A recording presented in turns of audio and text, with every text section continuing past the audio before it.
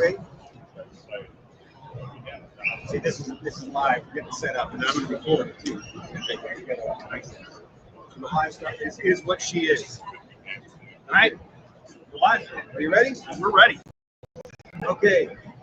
I'm going to look to this camera. Hello, everybody. Welcome to Meet the Pressers. Here we are at the NRA Annual Meeting in Atlanta, Georgia, and we're recording live here at our booth, which is pretty fantastic. The NRA has invited us to be here as Voices of the Second Amendment, which is a wonderful new program and a new event that's happening here at the NRA Annual Meeting this year. So, Matt, if you would like to introduce our first guest of the NRA Annual Meeting. Had Mike Ox on many times. He's a wealth of knowledge in the industry. Published author how many times? A lot. Under my name?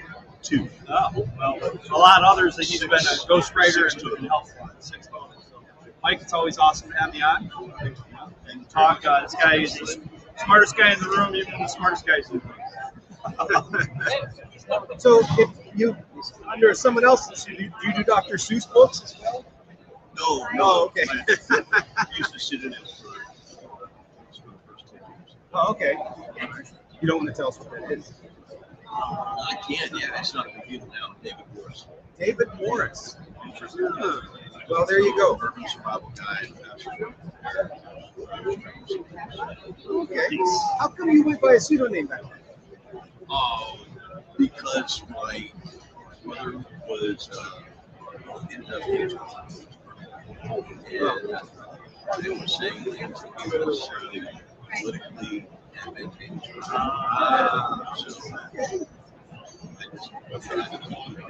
That makes sense. I think there was something like that back in like the 1700s in this country, 1791 time frame. A lot of pseudonyms going around back then. Yeah. So how you been? Good, very good. What's new on the agenda? What great things you got coming out of that awesome 9 years? We got a couple of our books that are actually in the process of doing this. It's a dad like me. The other go through the biggest issues that you have and the biggest issues that And then did you interview other instructors and kind of pull that together, or is this just from your interactions with students? it's primarily from what's perspective. Okay, podcasts and our business doing and basically experimenting with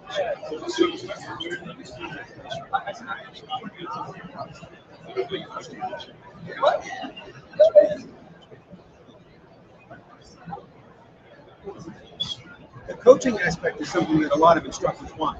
You know, especially like when you're training instructors for NRA or USCCA, when they're just getting into the profession, and maybe they're just doing a lot of just basic safe handling and that kind of classes.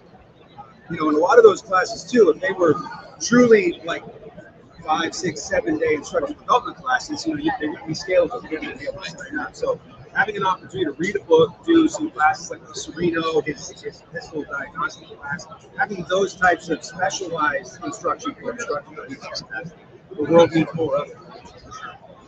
I think we're in a new dynamic now with the technology and geniuses like yourself bringing all this stuff together. You know, back in the day when the NRA first started, it was basics, architecture aspect of it, and we see an evolution in the industry as far as, okay, we really need to connect how the body works and how guns work, and so that the technology in all sports, golf and everything else, have really improved based on technology and forerunners. So. It's something very crazy. Teaching us today, I was in a shooting class. Teaching Navy officers. All this stuff. Iron Street. How the brain actually Well, here's one for you that we can use our grab yours. Sorry, grab your Magazine in a holster. Bullets backwards. Point it backwards? Bullets backwards or bullets forward. So let's say bullets forward is the industry standard. 4 bullets forward, or you'd rather have the bullets facing the back to use the magazine? So, well, let's do you believe in bullets forward? Yes. Okay. Like bullets forward? No. Hold on. I would prefer to put them back. Me too. I would prefer. Because the way the body works, mind-wise, same with the AR in the military. Bullets facing back, I pull it out and it goes straight into the gunner down. Where bullets forward, that the industry says put your finger up in front of the round, pull it out, corkscrew it up into the mag bump.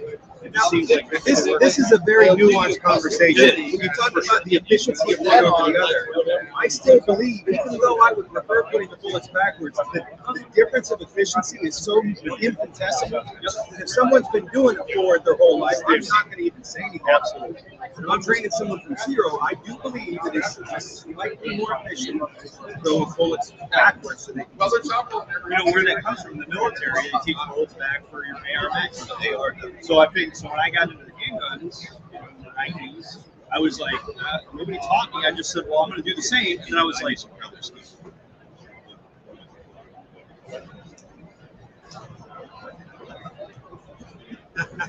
yeah. So you have more options, right? More options. And now that I think back, maybe it wasn't. Yeah, so long ago. For many years, I did the bullets forward thing. It makes sense if you index your finger on it, like pointing it to where to go. There's a reason for it. What really kind of changed my thinking on it was a discussion I had with Vegas. He said, look, do you put your bullets backwards with an AR? I said, yeah, I do this. Why would you do something inconsistent? Why wouldn't you want to make sure everything is set up exactly the same way? I mean, obviously, if you're carrying magazines in pouches or on different areas, that's a different thing. That's going to require different technique. But that made a lot of sense in the consistency aspect. And speaking of that, with consistency, as long as you're consistent, you can do it efficiently, then who gives a shit? Right? I mean, honestly, is there the best way to do it? Maybe there's a better way to do it. But with the way the body works, ergonomically or organically and stuff, is always the best. But if somebody's done the reps, and I think you guys can agree, if somebody's done the reps and they can do it efficiently, if it's minutely different, now I'm not going to make somebody change. Now, if you got someone doing one way, one the other way, then that's a setup for disaster. That would be something I think would be worth the time to figure out, learning a new technique. One and one the other. Well, that's the military. So what else you got on the right? Anything else on that?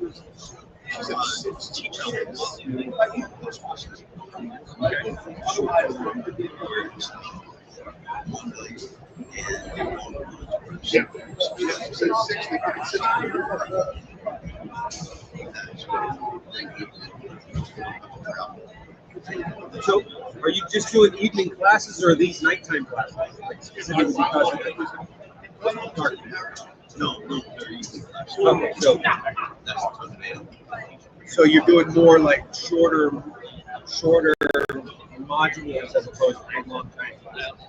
Yeah, and a lot of the guys go to their ranges and after usually 200 minutes. Yeah, I totally agree with that. I mean, we definitely see this across the country, and training other instructors and seeing what other people are doing with other programs. It definitely is a lot more palatable for people too to just dedicate 2 hours, 3 hours, as opposed to watching them. From a business aspect as instructors, we do this because we want to help people, but we can't continue to do this if we don't make money to do this, right? So having multiple smaller time commitment courses and modules, I think, makes it a little more affordable to put on, provided you have a venue. Yeah, that's one of the big challenges is for travel. You can't do it. You can't do multiple short classes. Right, because you're booking out a range for the day or the Holiday Inn, conference room to do your classroom stuff. And so the reality is 1, 2, 3 day, all day classes are never going to go away. They're here and there's not here. Well, and I think too, a lot of people just getting into guns, whether it be for sport shooting or whether it be for personal defense or whatever their reasoning is, most of those folks may not yet see value in taking a 1 or a 2 day class yet. They don't see it's worth getting away from their family for the weekend, fighting up with their wife over who's going to take the kid to the baseball game kind of stuff. But they'll invest an hour or 2 hours. And that's awesome. That's a great way to bring in more new people. And I think as a businessman, offering more like seminar type classes just to kind of whet people's appetite to get them in the door. But folks that have been training, have adopted a lifestyle, know exactly why they're carrying the gun, and have that defensive mindset. They're more apt to invest in 2 days or 3 days.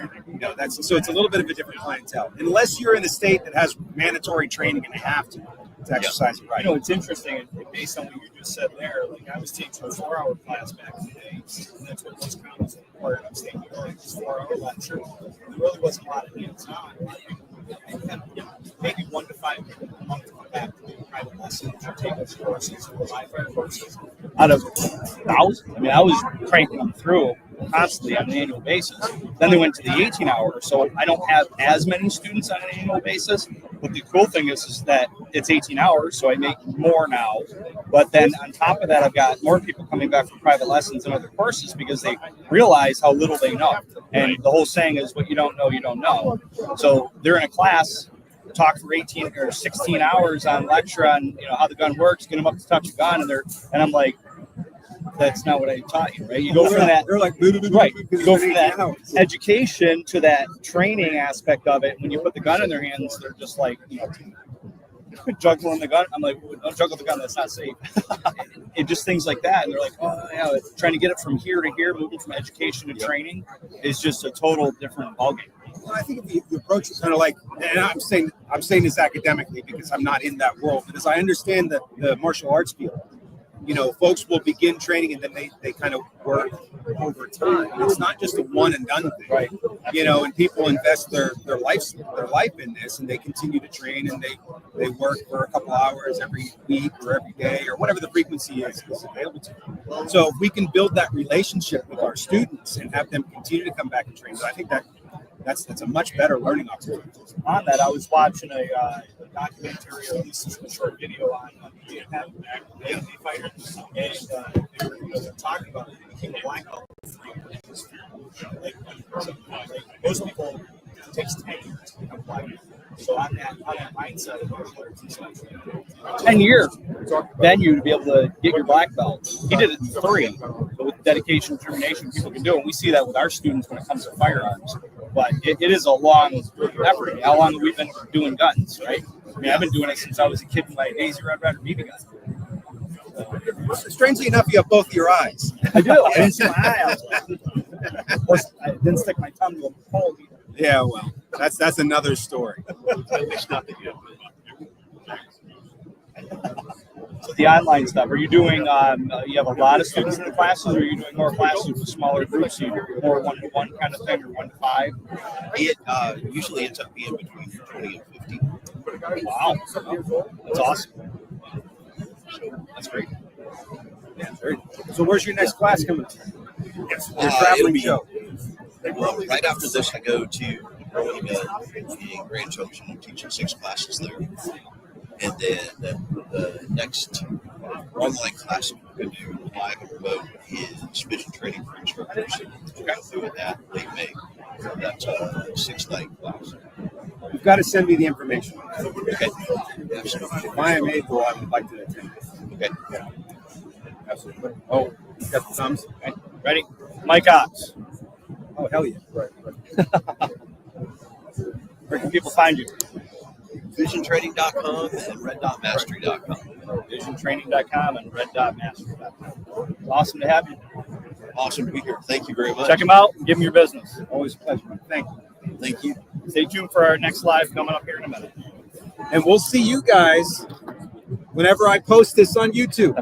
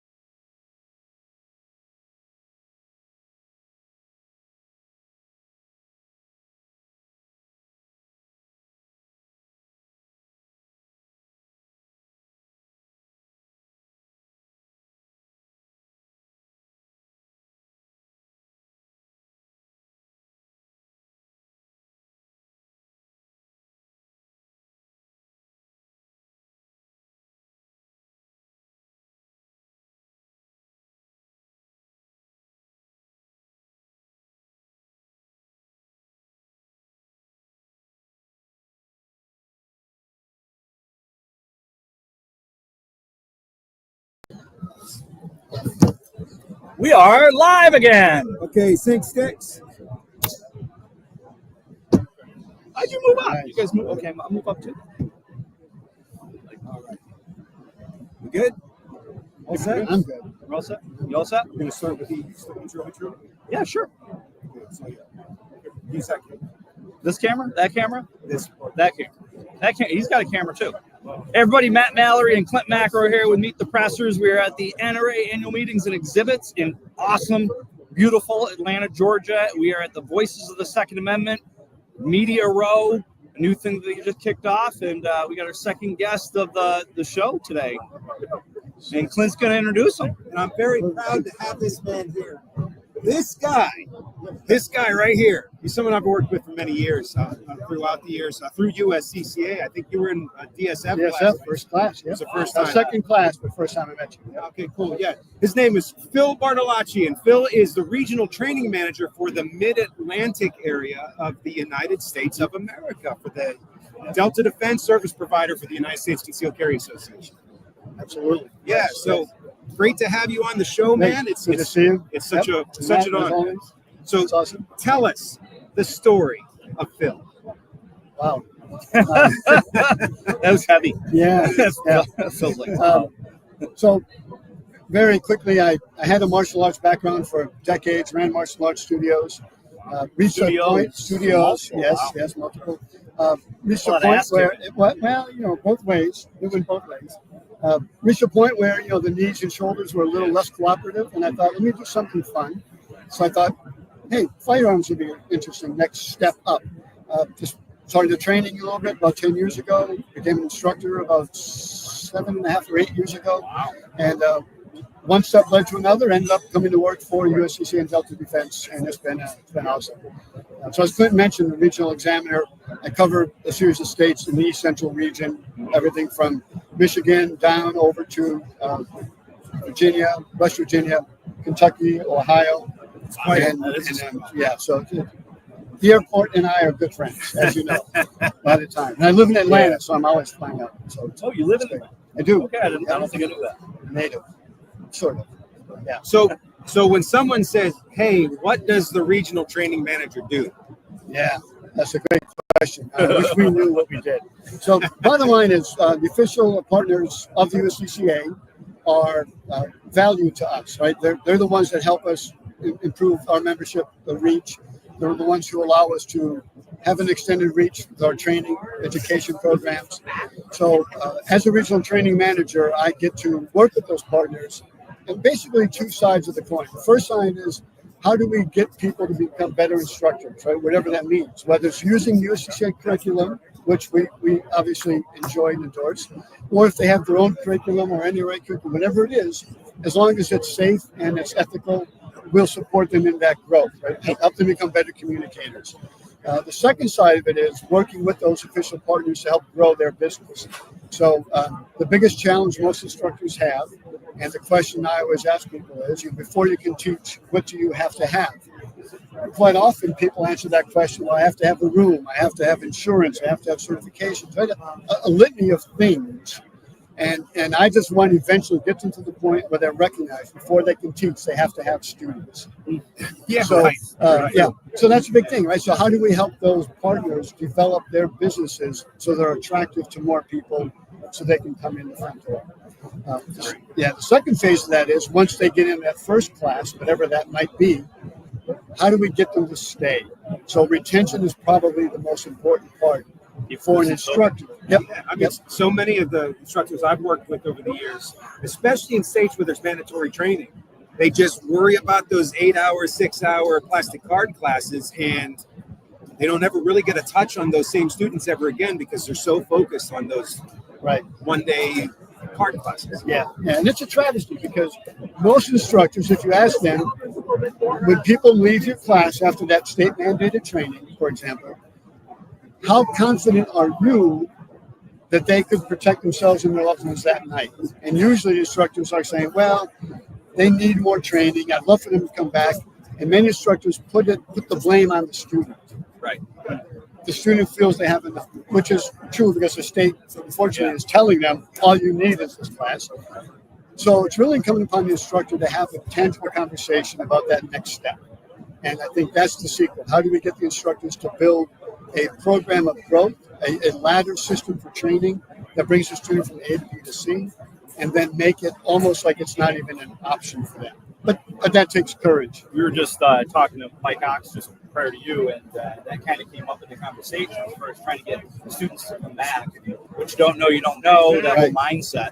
And having students, like I've had a student of mine, he shot his girlfriend in the head and killed her. This is back in 2019, but my curriculum got pulled in by the DA's office. They were ready to have me testify in front of a grand jury because of what he did and his lack of knowledge. And he was a Navy officer, so they trained in the Navy, not a dumb guy, college educated, and did a 4-hour class with me, and walks out of there, and then a couple months later, and shoots his girlfriend in the head because his finger was on the trigger. Yeah. So I use that story in my classes and say, I don't care how trained you think you are, you can always learn more. And myself, I try to get, Klint and I do this, we try to take classes under other instructors.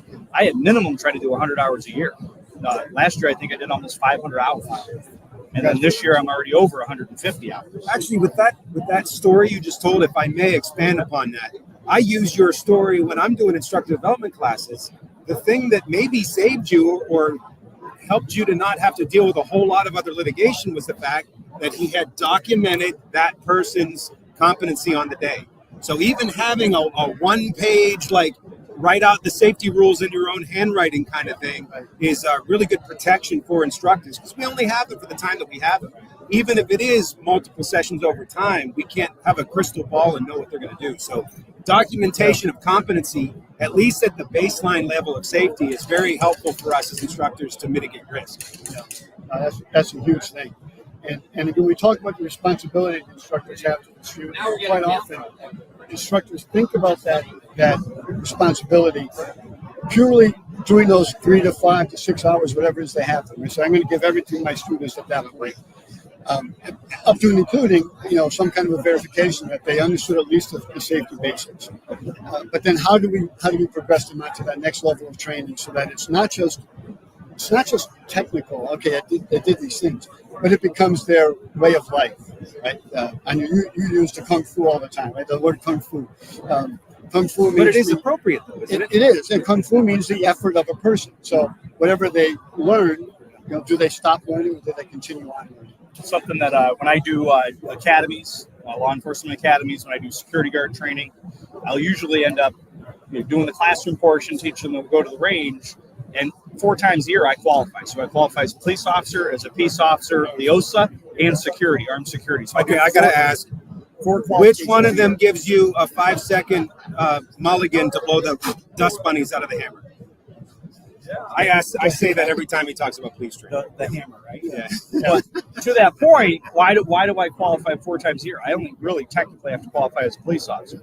The other times, I don't necessarily have to, but I do that. And then in the class, when I qualify, I'll have other instructors in there, and I'll shoot like 248, 250 out of 250. And usually many people don't do that. And then I'll look, I go, guys, it's not anything spectacular. It's just what I taught you is what I apply, and that's how I'm shooting what I'm shooting.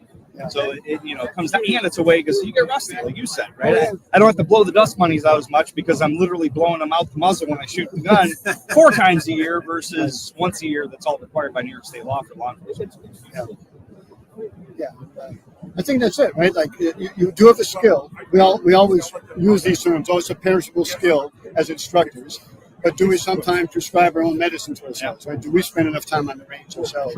How's that work? Like the carpenter's house is always the worst looking house. The mechanic's car is always the rundown, beat up car.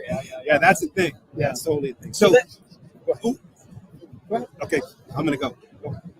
I know you're famous for having people put together, especially using the USCCA curriculum, putting together like an academy, like an ongoing program. Do you want to speak to that at all? That's awesome. Sure, yeah.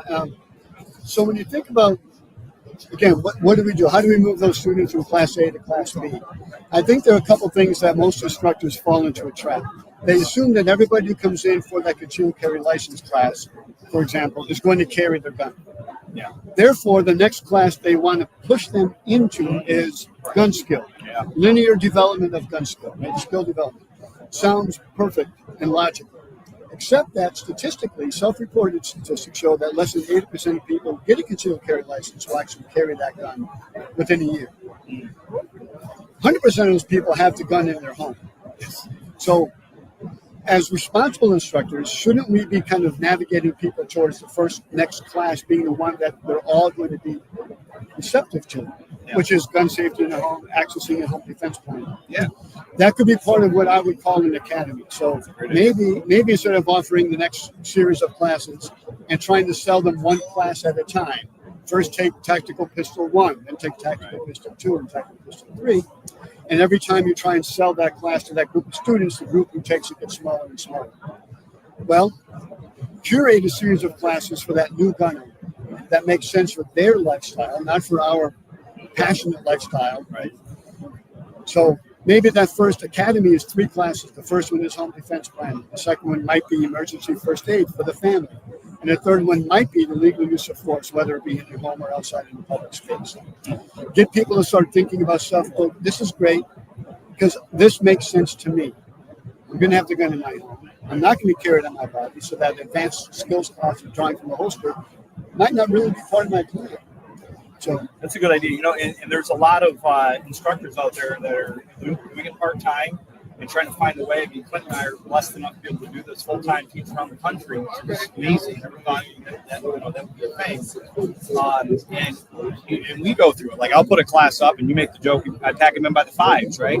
You know, I'll do classes where I'll have 4, 5, 6 students in it.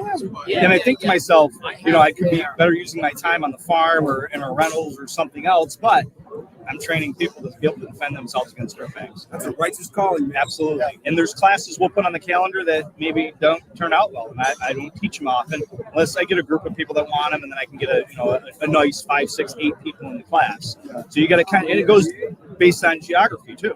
There's classes down in your area. You're doing rifle classes. You're probably getting more people in rifle class than I'd ever get up in New York. You know, rifles in New York. Who big back scary guns in New York? It's handgun usually in New York. Yeah, every market's gonna be a little bit different. Absolutely. yeah, absolutely. Sure. To your point about the ongoing, if it's all about the gun, what's that old adage? If all you got's a hammer, everything's a nail. Yeah, right. And, you know, when you talk about personal defense, defense of self and family in a public space or at home against evil criminals, like there's probably a lot more that they could do that would help protect them than just focus on the gun. Gun's a big part of it. Right. But, you know, there are thousands of Americans every day that produce a firearm, and that's enough to diffuse a situation. And there are plenty of situations where even untrained people successfully defended themselves with a gun. So if we're talking holistically from a defensive standpoint, as training defensive instructors, there's so much more that goes into it than just the gun mindset. Especially, I don't want to just elicit a stimulus response pattern, beep, bang, beep, bang, beep.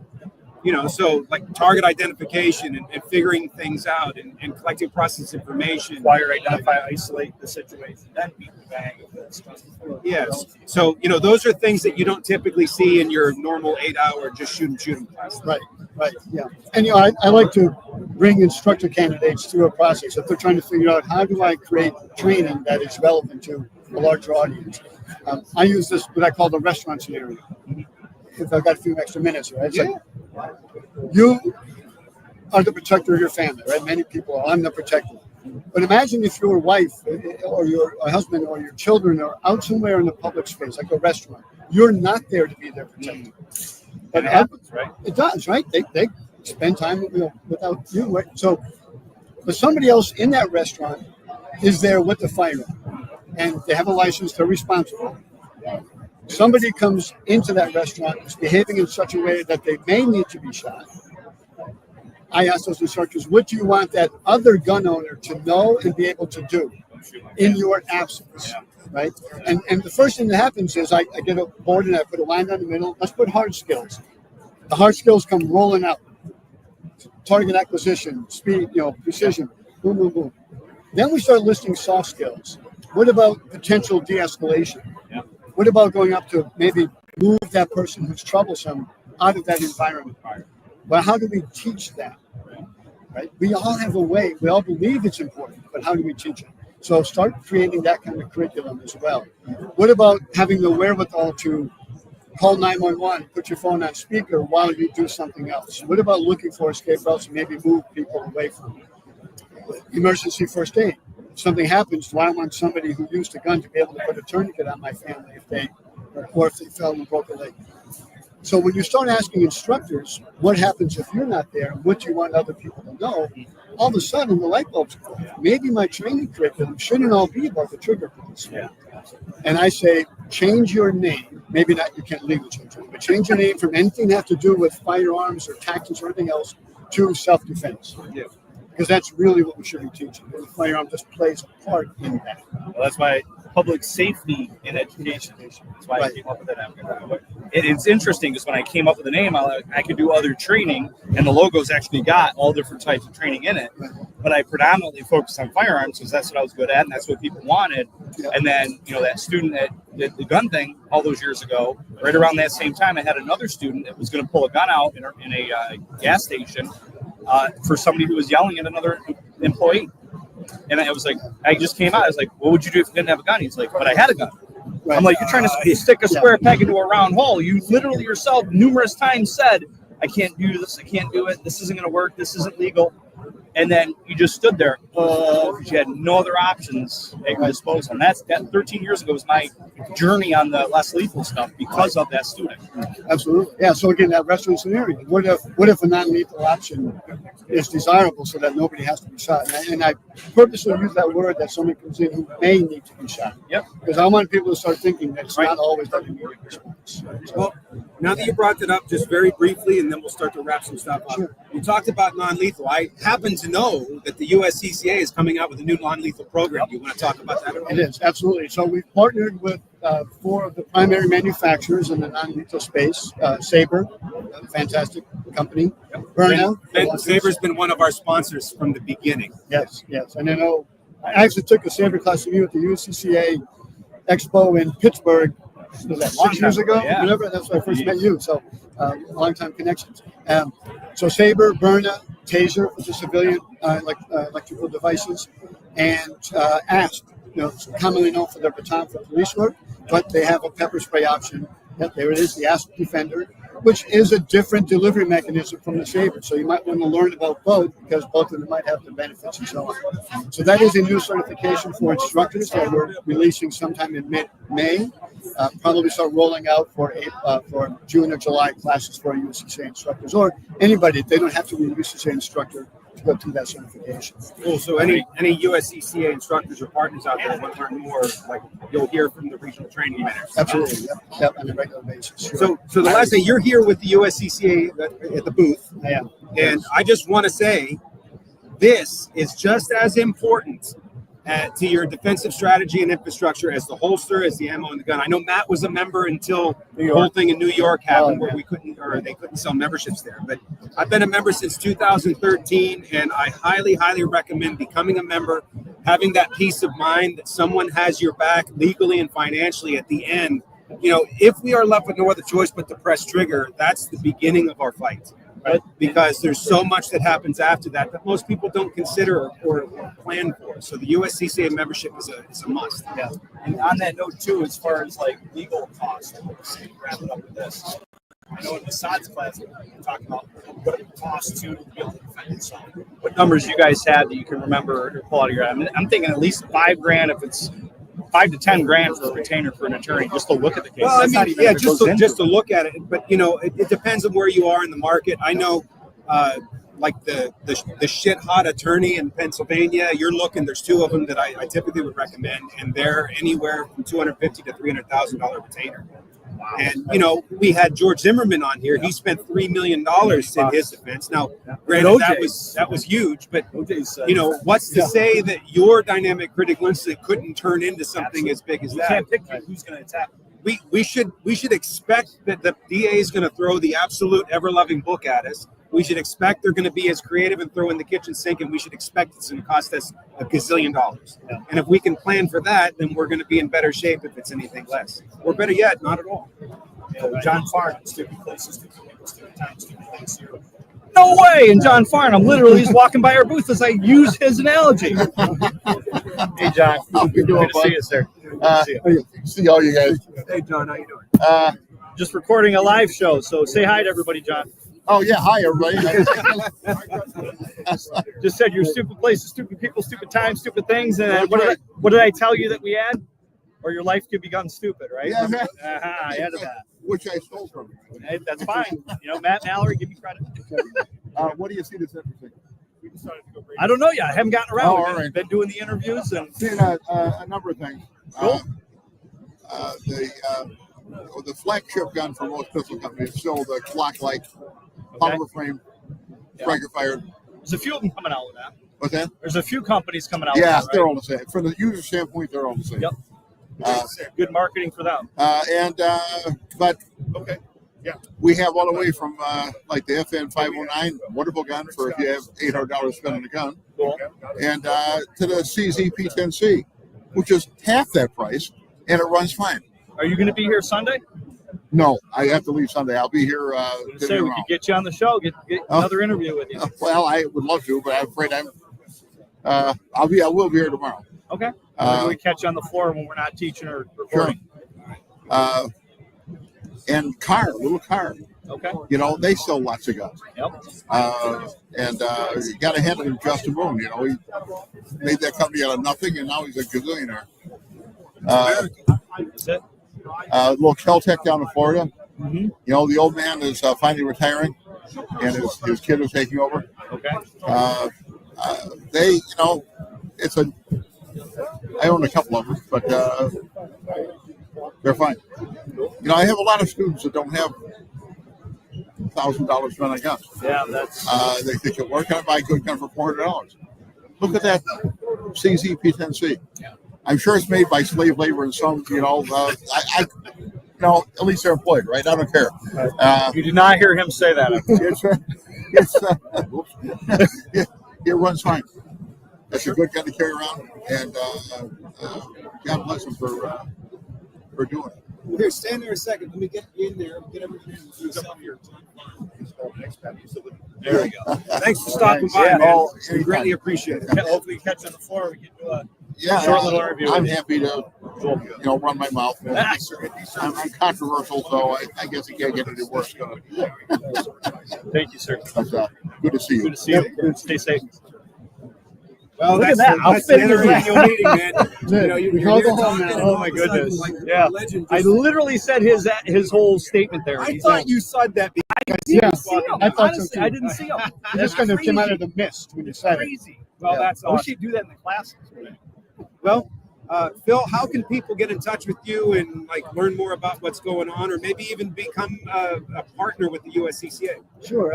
Well, certainly going to USCCA.com is a good place to start, and there's information there about becoming an instructor or an official partner. If you want to reach out to me personally for whatever reason, it's Phillip.B, Phillip with 2 L's, Phillip.B at USCCA.com. And for instructors, I've got my little community that I'm building, purely something, if you have any interest in it, go to instructorsalliance.com. It's instructors with an S again, alliance.com. And it's a community we're trying to build out of instructors who share their knowledge and their experience. It's not content driven, it's context driven. So people just have conversations. Yeah, it's very interesting. I just logged into it and signed up just a couple days ago, and already some of the thought-provoking questions that you popped up there, like getting people to think and seeing the interaction between the instructors that are there. It's a good information sharing opportunity. Yep, and that's also, we can all grow and have that passion that we have for our students to become commonplace. So Don't know what I'm missing. I guess I got to get in there. Yeah, you got to get on it.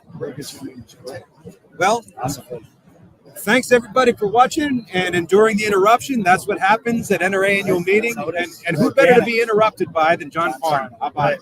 So we'll see you guys live a little bit later on, and we'll see this one later on when I post it on YouTube. So until next time, Check him out. Adieu. Give me your why business. not? Yeah. Awesome. all right, thanks. We'll be back in a bit.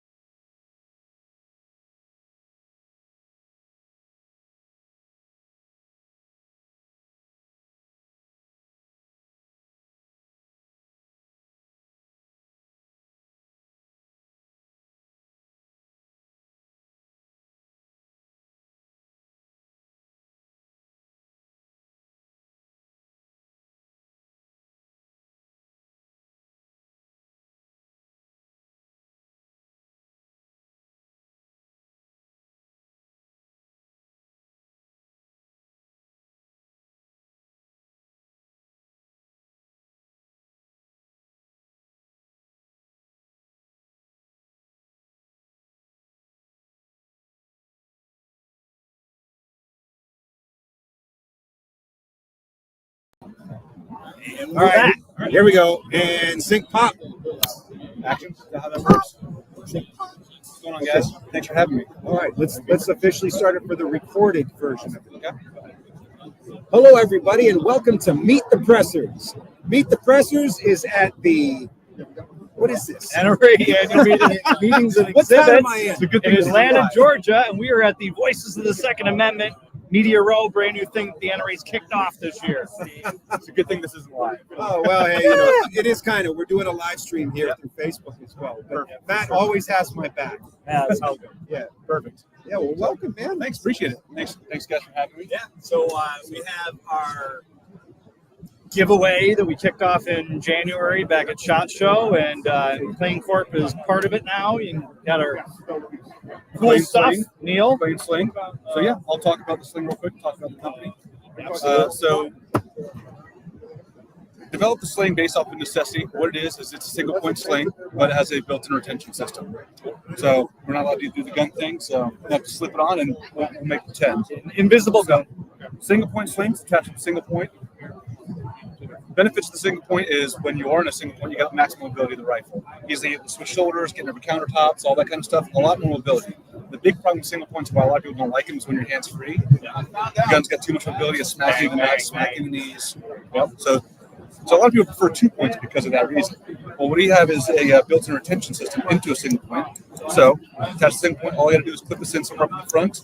Rifle's going to sit nice and snug in my chest. I can even take out more tension, cinch it up so it's nice and tight. The gun will sit in my workspace, close right here. I can open the throat in my back as well. Developed this in the SEAL teams based off of necessity.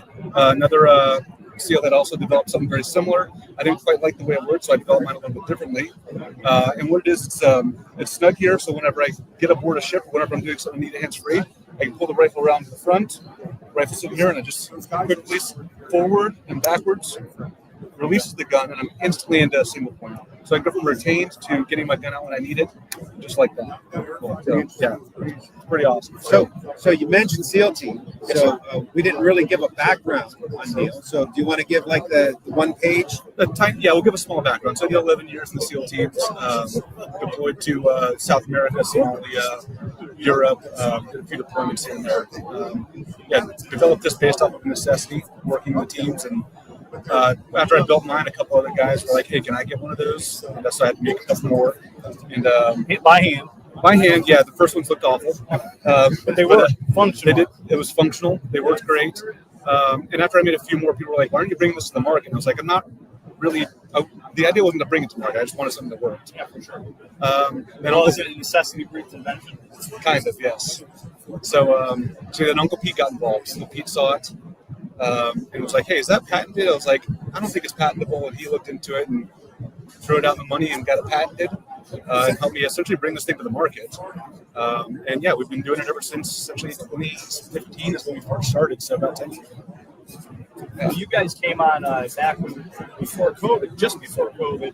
We were going to do the NRA World Shoot. So we had a shooter jerseys, and you guys signed on as a sponsor then in the beginning of our show. Yep. And you just came back on this year, 2025 as sponsors, and being part of the show giveaways. So make sure everybody goes to meetthepressers.com/giveaways, and you can actually enter a chance to win one of the slings and the Sullivan Arms Quick Connect. Those things are awesome too, by the way. Yeah, instantly disconnect from the rifle and put on any other ammo. So it's a sling adapter that you don't need any tools for. Just unclip it and clip it onto another one. It's awesome. That's very cool. Yeah, it couples well with our sling. So we like that. Those kind of tools are great for instructors that travel a lot, and then you're doing a class and they don't have a good sling. Well, you can throw that on them or use those quick adapters. Very easily, yeah. Yeah, just being able to show it to the things, yeah. And just put on the guns. So any other inventions, anything else you want to release and let the public know about that you got coming out? Not so much. The big thing is the sling. We never really marketed much. It's always been word of mouth. People didn't know what the issue is. Right. Know what it is. Yeah. So that's why we started grassing out with you guys, because it's like, we need to actually start marketing this.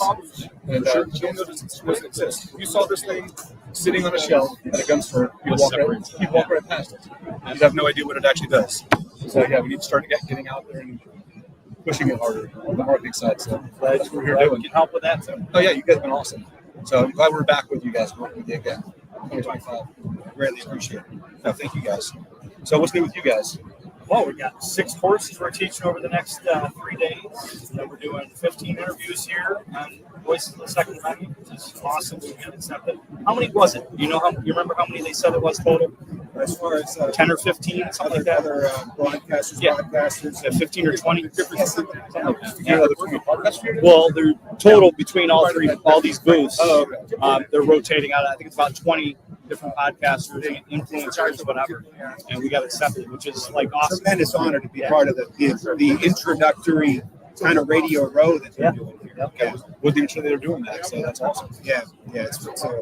We feel very blessed. Matt and I have throughout our careers have had lots of different people throughout the industry help us, and I'd like to say Amanda Suffolk was probably the biggest catalyst in helping us get this here today. Who's that? Amanda Suffolk. Okay. So Eye on the Target. Eye on Target Radio. She's set up over there. Nice. Yeah. So So are you guys doing any of the range day stuff too? no, not here. All right. Planning on going to the range after today. I'll probably bring our slings and show us some people. Cool. There's quite a few things I want to go and check out at the range. So we actually get to do stuff there instead of just looking at it. Yeah, you are limited. He actually has something below the table, below the belt that he was going to show us, but Not allowed to bring it up. he can't whip it out. Unfortunately, can't whip it out. I mean, not with that attitude. YouTube doesn't like it when you do No. that. Can't find no guns on YouTube. But that's where Live.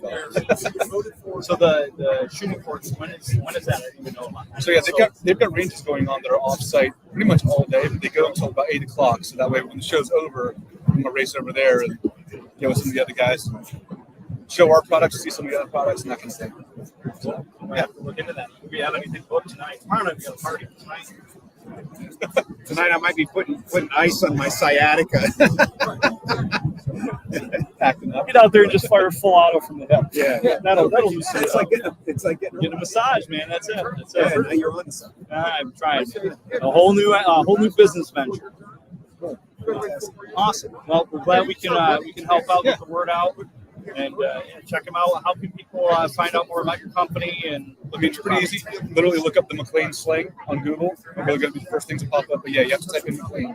So it's a dynamic retention sling is what it is. Dynamic retention. Yeah, trying to rebrand the name. Better for them to go directly to your website and get it, or Yes. okay. Yeah, we're not on Amazon. Amazon wasn't very user friendly for us to work with in the beginning. I know people sell a lot of stuff on there, but Yeah, it's not as it's not as user friendly for selling a single point sling. Amazon's one of those companies where if you type in the word single point, you're technically not allowed to sell it.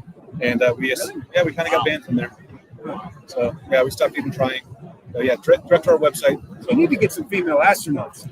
What's that mean? That would fix the whole thing. Blue Origin. Yeah, that was Bezos. Right? Oh my goodness. Now that's a whole other conversation. Yeah. So McLeanCorpUSA.com. Yep. McLean Corp slings, McLean slings. Type any of that in, you can find it. Yeah. Type in McLean and find us.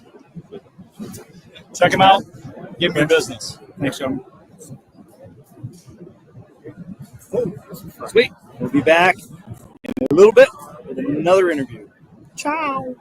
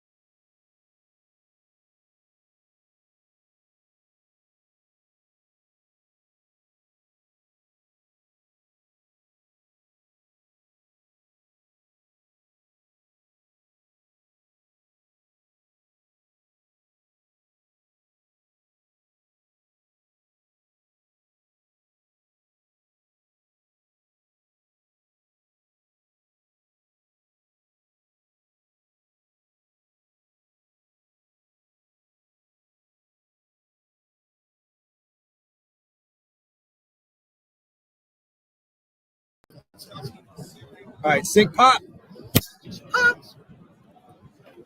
Okay, I'll start. Hello, everybody. Welcome to Meet the Pressers. We are here at the NRA Annual Meeting in Atlanta, Georgia, at the Voices of the Second Amendment area. This is a fantastic thing, man. And we have a wonderful, wonderful guest, someone that's not a stranger to our show. And Matt's going to do the introduction. Michael Sodini, been on the show before, been guest co-host on the show in Klint's absence many years ago. Yeah, and Walk to Talk America, helping keep suicide prevention in people's minds and better mental health, anything to reduce the negative outcomes. Thank you for having me, guys. Always a pleasure having you. Thank you for what you do. Yeah, absolutely. Yeah, I tell you, I wear this bracelet, and it reminds me that there are people out there for me if I need help. Yeah, I mean that started at one of the NRA shows. God, I think like 2018. We started passing out those bracelets, and it was such a conversation starter. It was, because in the beginning it was like guns and mental health. Everyone kind of stepped back, and they're like, "Whoa, like what is he doing? Like what does this mean?" And then you give them the bracelet, you say it leads to free and anonymous mental health screenings for gun owners, and people just open up and tell these really amazing stories, whether it's suicidal loss, that they've been through, or something that they went through themselves. And that was when I really said, like, this industry needs it the most. Like we've kind of ignored the mental health aspect, or had fear of it for so long. So it's kind of cool to be at the NRA show again. Just see people walking around with these bands. Yeah, I've had this on for probably that long, I think. And I've taken this off less than I've taken off my wedding ring. For those of you listening, like, we can get you a band and you can wear it 24/7. So what's new with the organization? Like, you guys have grown and have gotten involved throughout the industry in different ways. What's the latest and greatest? Oh God, it's so it's evolved so much since 2018 when it started, right? And I always say, like, everyone says, "What's new for this year?" And I'm like, "I'm not a gun company. I'm not a musician. I'm not coming out with a new album, right?" And it's almost like sometimes you have to like slow down and say, "Okay, let's focus on the stuff we have." But having said that, we do got plenty of new stuff that's coming up. But one of the things I'm proud of, you just met our kids. We have a Kids to Kings program. That's our program for underprivileged, underserved areas. For most of these kids have never been introduced to firearms in a healthy manner. We have our kids from the pilot program here today, walking the show for meeting high-level executives from companies like Ruger and Versa. The NRA has kind of rolled out the red carpet for these kids, letting them know that, hey, you could be the next competition shooter. You could work for Ruger. You could be the next gun shop owner in your community. You could be the next firearms instructor, right? And it's breaking the stereotype of what they think when people, the outside world, sees us as the NRA community or the Second Amendment community. So we're excited to have the Kids to Kings program here today, walking around. We're going to have them all weekend. We're rotating. We're doing like 4 to 5 kids at a time, so they can kind of get that extra special attention. But yeah, that's one of the things I'm really proud of today. And also, right now we're in talks with 2 NFL teams to have a firearms cultural competence course for rookies. We're currently developing that. What makes this special, guys, is historically, like, all these messages usually come from people that don't feel the way about the Second as we do, right? A lot of the messages of responsible gun ownership and that type of thing has always come from. We always say we know it, right? But you have these louder organizations that are outside of our community that do not believe in the Second Amendment rights like we do, kind of preaching these messages and getting this attention. We're finally starting to get it, right? We're starting to get it from the outside organizations. We're going to really good.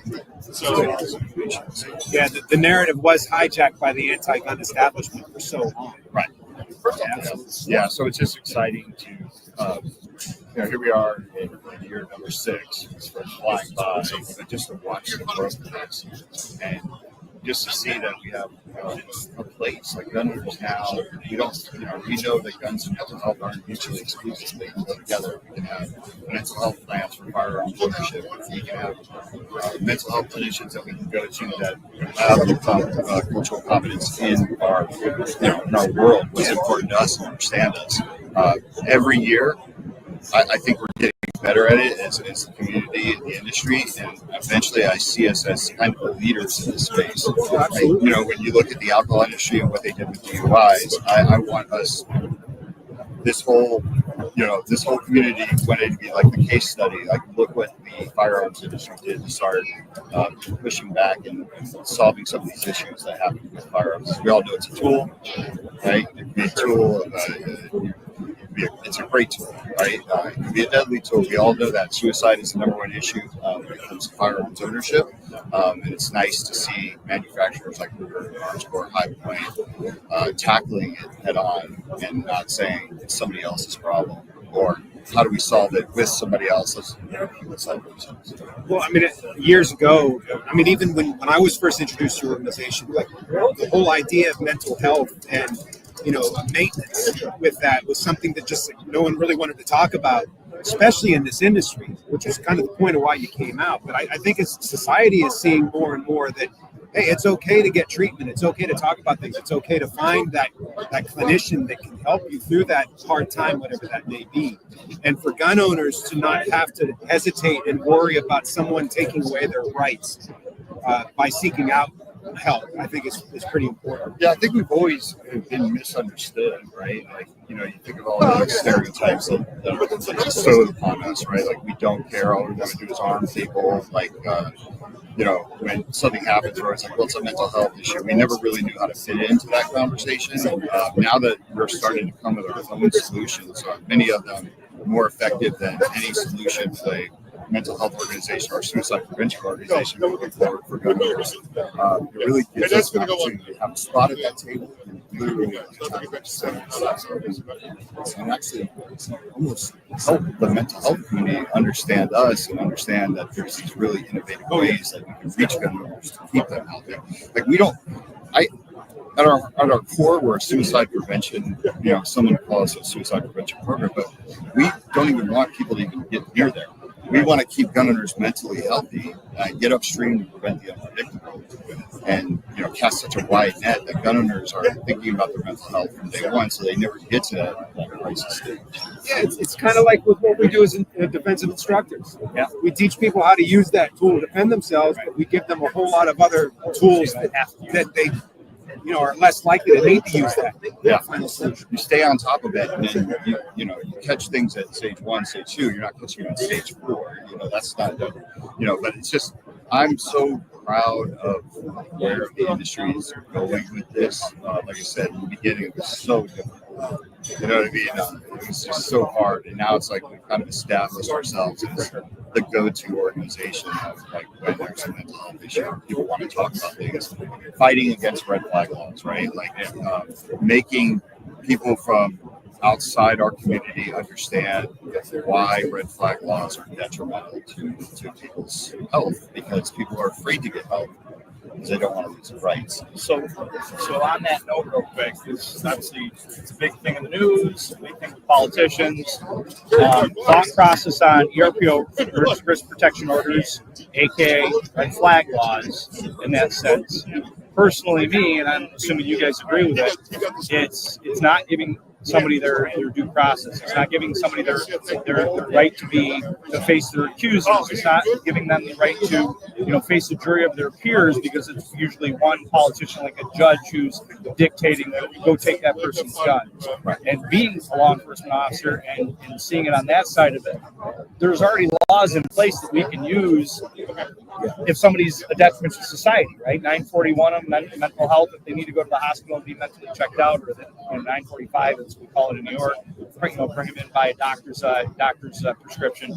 But what are your guys' thoughts on that as far as so many of those red flag laws it doesn't help the individual. It just removes their guns and leaves them with Everything gasoline else. and knives and cars. Pressure cookers. So if it was truly about helping the individual, it would be a different process. It really is a gun grab. There's no other way that I can interpret red flag laws as anything other than a means to take away someone's property and take advantage of a low time in that person's life, or some vindictive person just diming them out because they don't believe, don't agree with them politically, perhaps. Which is the bigger problem there. If somebody wants to get retribution, just like swatting attempts, just like somebody saying, "Oh, they beat me," or "They raped me," or "It doesn't happen." No, Granted, that stuff happens, but how many people don't have morals and ethics and would do that to try to hurt somebody else? Well, yeah, especially when they're angry and they're hurt, right? Like, I remember I was at the National Research Conference for Harm Reduction of Firearms, which was in Seattle. Rob Pincus and I were up there, and NSSF attended. It was the first time people from the gun industry were there in attendance, and I had a speaking slot. And you go to watch. There's a lot of focus on ERPOs, right? So you go to watch these people talk about their ERPOs and their red flag laws like they're some great savior. And the most important thing is to be there to be able to call them on that, right? Like, because everybody thinks of an ERPO as, I think most people think of an ERPO as like the best case scenario, right? Like, you come over to my house, I'm staring out the window saying the Martians are trying to kill me. You look out the window, it's kids playing soccer, right? Like, we all know at that time, like, I should probably not have my gun. But that's not how this works. That's not the scenarios that this happens in, right? And most of the time, you're creating a barrier to entry where people are afraid to go get help because they don't want any red flag. especially in states like New York. New York, yeah, New York is one of the worst states. They have the SAFE Act, which isn't so safe. But and that's where we need to focus on this research, right? We need to start doing research on how many people are avoiding care because they're afraid of these things. The researchers don't focus on that. They just focus on the mechanisms to take it down. But like I said, it's kind of a slap in the face. Good luck out there. We just took your gun, but we left you with everything else that you can actually cause harm to yourself and others with, including your car. How bad it is in New York. I was talking to somebody in the class, trooper, and they say anytime they have another trooper that's having issues and says anything that's close to being like concerning, that they would immediately put them on leave, take them to another state for them to get mental health, because they know if they went to their boss and said, this is what I'm thinking, the boss is gonna be like, gone your administrative duty, and then their guns are gone and they've lost their job. So for them to get the help, they'll take them to like a place in Connecticut, another state, to be able to get mental health, be checked into privately. They get the help they need, they get back, get their mind straight, and then they come back to work like nothing ever happened. Yeah, crisis is temporary. Yeah, right? absolutely. We all go through bad moods. We all go through depression. It's like, shit, we live in New York. It's always depressing. Between the state and the weather, it sucks. So your organization has a database of for lack of a better term, like pro Second Amendment professionals that can help. That can help. And if we don't have someone in an area, we're really good at finding somebody in that area, right? There's a lot of clinicians that still don't want to step forward and advertise that they're pro 2A. I mean, we're working on that, right? Like, that's why we're here and we do the things we do, and we have the cultural competence course, which we bring clinicians through. We always give them that option. Hey, if you like what you saw today and you learned something and you want to service our community, would you be listed? Many of them still say no, but we do have like 16 really good ones on there. And like I said, if someone contacts us and says, hey, I'm here, can you help me out? Guys like Jake Excursion, myself, like we go and we find people that can help. Like, we need to build this directory. It's rolled out a little bit slower than I thought it would, but we're changing culture. So not only are we changing gun culture, but we're also trying to change the behavioral health culture about guns, right? Like, you can't just throw people in there. Sometimes it takes a little while. And as you see, like, people coming up, older people kind of retiring, newer generation coming up, I think this is less taboo. Yeah. But there's still a lot of judgmental people in behavioral health. I suppose that's in any industry. That's true. That's true. But like, everybody thinks of a therapist. It's like, the therapist should probably be least judgmental, right? They're helping people walk through problems. Well, I don't know. What do you think? I think if you said that, it made me think of like teachers and getting teachers on, where some teachers don't want to do it. It's not something that's going to be mainstream. It's going to take a little bit of time, and it's got to be the people that are already pro Second Amendment are on board. Same with clinicians and stuff. But then there's some teachers that aren't, and then the bad thing happens in a school. They're like, well, maybe I can be my family's first responder and my kid's first responder and be armed in the school, and obviously states that starts with education, and education empowers people. So you guys have a lot of education available on the website, and I know the USCCA has pushed your program in their they have a mental wellness PowerPoint deck that's available to instructors for the event. Yeah, we have the on our website. We have our instructor the mental health and suicide prevention program. It's an hour long that fits the criteria for many states that are requiring this. Everything is about education. I mean, with our organization, I think if you ask every single different board member and every single person involved, what is the most important thing that you would get a different answer.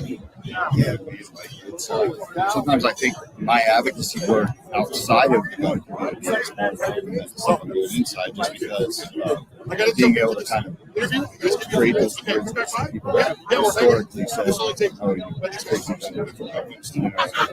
understanding, giving people something to think about, right? Because even if I speak to the most anti-gun crowd, I always tell people, look, I'm not here to make you pro-gun. I'm certainly not here to make you anti-gun. Like, if I do that, I'm going backwards. But if I can get you to be pro-understanding, then that's a start, right? Giving people something to think about. So how do people learn more about the organization, check you guys out, donate, help out? You go to WTTA.org or walkandtalkamerica.org. Social media at Walk and Talk US. We're on all the social media platforms.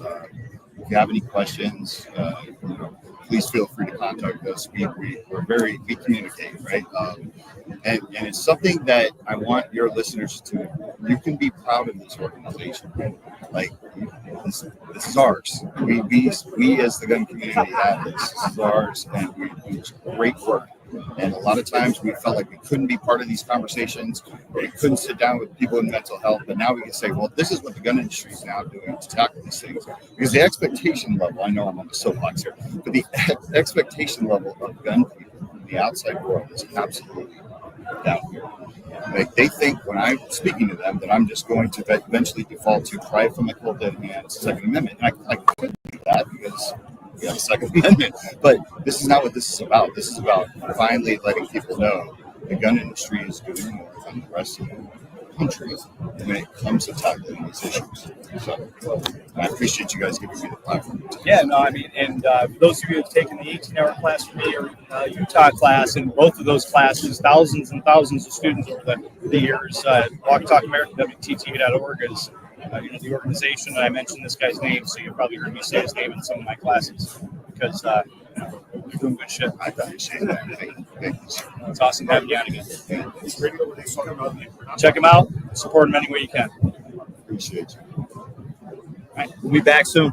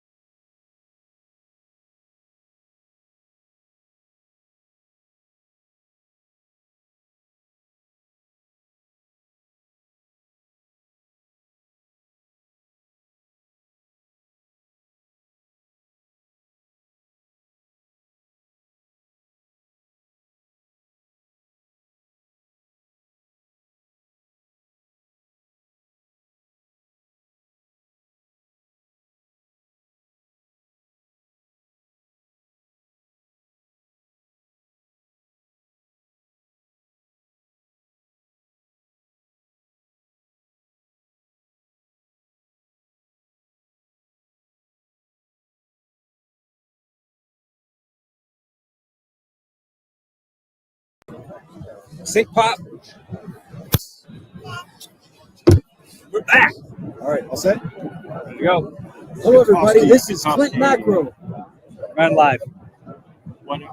Doing a live show. Okay, we'll be with you in a moment. Hello, everybody. This is Klint Macro with Meet the Pressers, and we are at the NRA Annual Meeting 2025 in Atlanta, Georgia, at the, where are we at? Voices of the Second The Amendment. Voices of the Second Amendment. Yeah, I travel so much, I don't even know where I am half the time. The Voices of the Second Amendment, we're very honored to be part of the inaugural opportunity for the Voices of the Second Amendment. And we have some fantastic guests here, some old friends, some folks that have been very pivotal in my development for sure. So Matt's going to go ahead and do the introduction. We got Marty Sprick and John Howard from the NRA, pivotal in the industry. And I think you've been there the entire time that I've dealt with the NRA. And I know we've had many conversations over the years, and the training division is awesome. You're evolving for sure. Yeah, in all the years. I mean, I think I had Mr. Poole. I had an interview or a meeting with him and Laser Ammo back in the day, and that was like the beginning where I kind of like connected them, those two organizations together. So how you guys been? Good, busy traveling, busy Yeah. first half of the year for sure. Shop. Yeah, back to back to back. Yeah.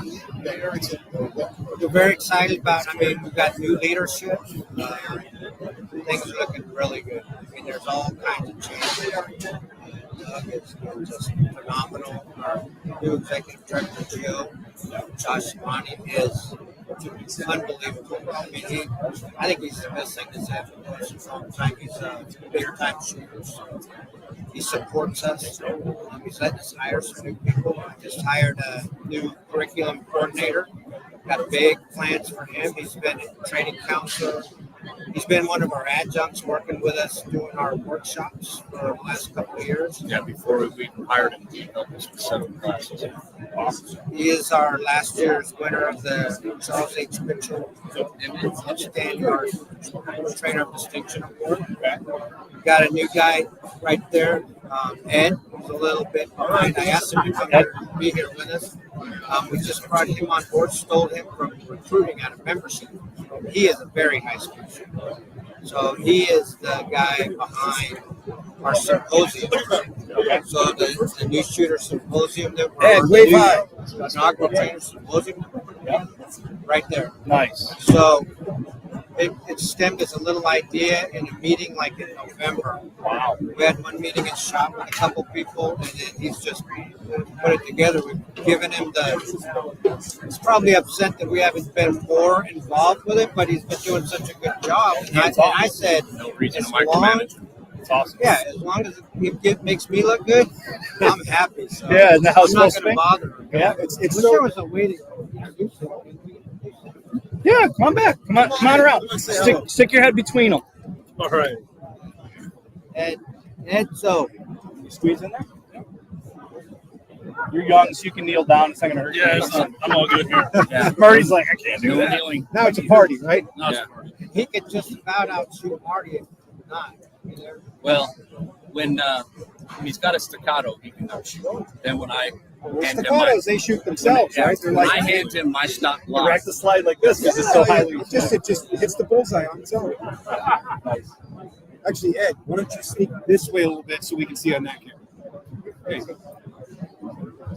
Other way. I got you. Yeah, there we go. Okay, cool. Now you're on camera. Yeah. So it's real refreshing to see that you are now able to hire some folks, have some budget, and do things. Years ago, when I was doing a little more work with you guys, you brought me in for a few different projects. There was that point in time, actually, maybe right when Marty came on or right after. It seemed like you were down to a skeleton crew there. Well, after COVID, we only had 4 people really doing anything in education. Yeah. And John and I and Brett and Christian basically kept them afloat with TC workshops for close to 4 years. So, You guys have numbers on top of your head as far as instructors, training counselors in the country? about 107,000 trainers total. About 27,000 of those are RSO only. And we're sitting right around 2,100 to 2,200 TCs. Well, he'll be putting that out in our update on Sunday. So you heard it here first. Right. Yeah, so you kind of upped the game with the training counselor program. It's evolved quite significantly since I became a TC. So are you seeing that the trickle down effect of having higher quality training counselors is indeed putting out higher quality instructors in downstream? Well, I mean, I would think so. We stress it as a very important thing in the workshop that they got to make sure that if the person that they're training as an instructor is not someone that they would send their wife, their kids, or their loved ones to take the classroom, and they shouldn't be certified. That's good. So we're looking for people that care about providing quality training and are competent enough to provide quality demonstrations and instruction and ability. We don't just want people that are running a diploma mill and just Certificate factory. Yeah, not into that.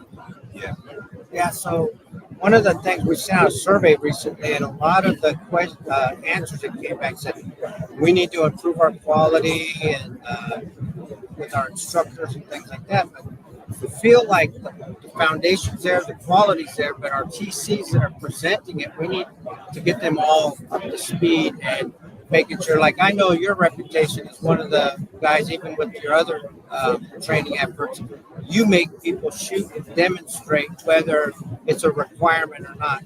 So one of the big things that We should all be able to at least demonstrate what it is. Exactly.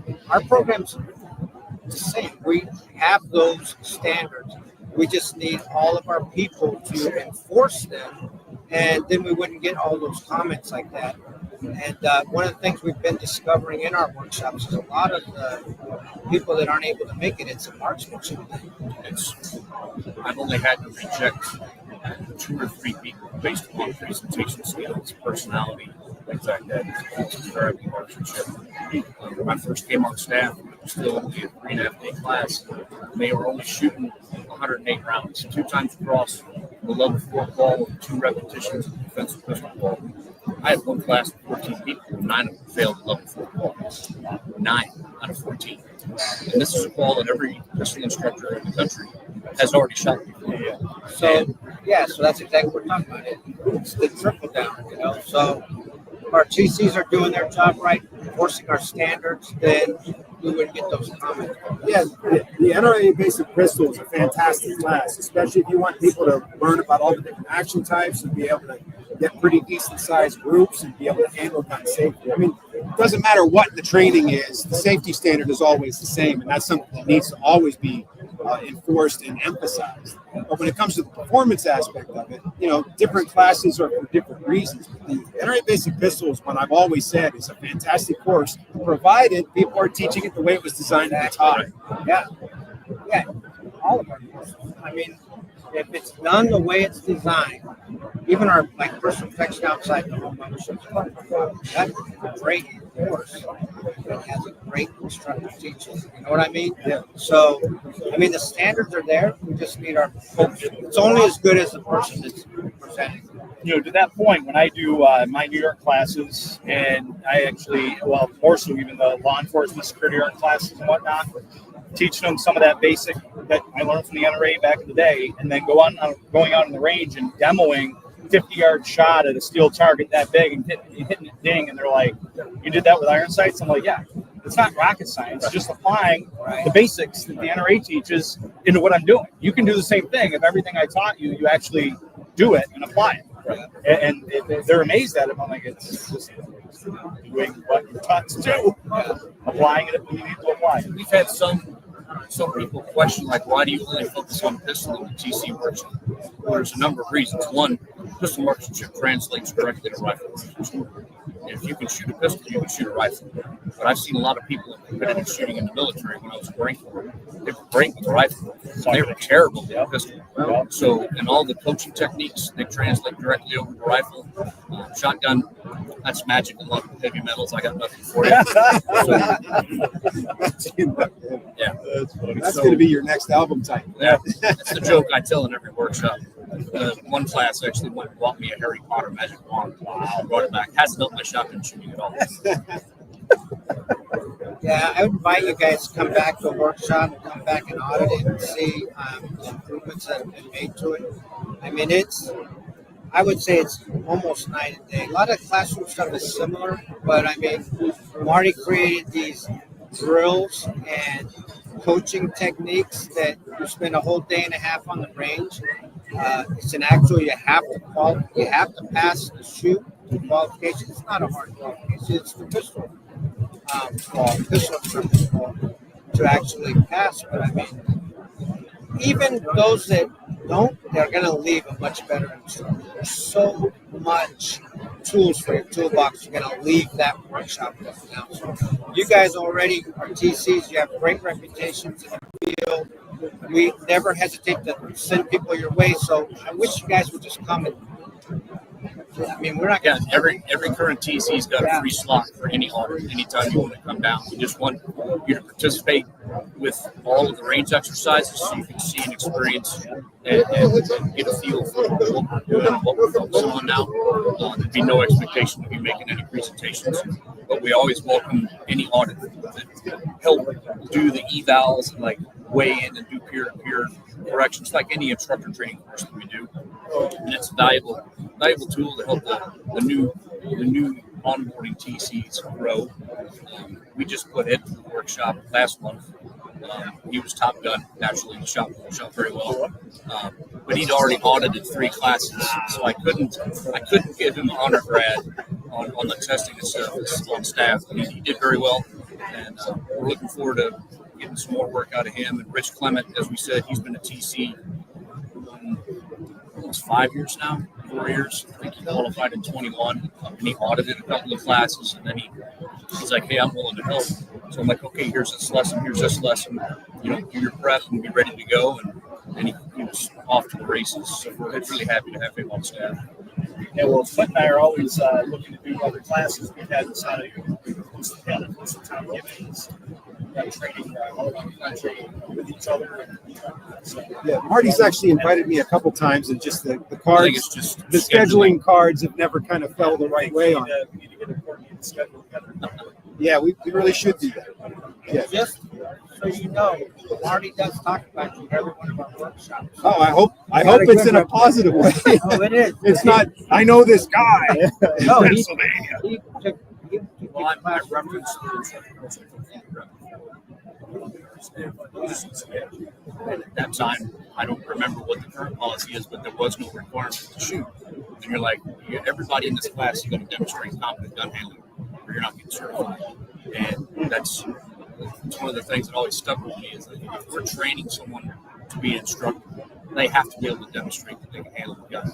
And the analogy that I make in the class is, are you going to take your kid to a piano teacher who can't play piano? And everybody answers no, never. But nobody ever answers that when it comes to teaching guns.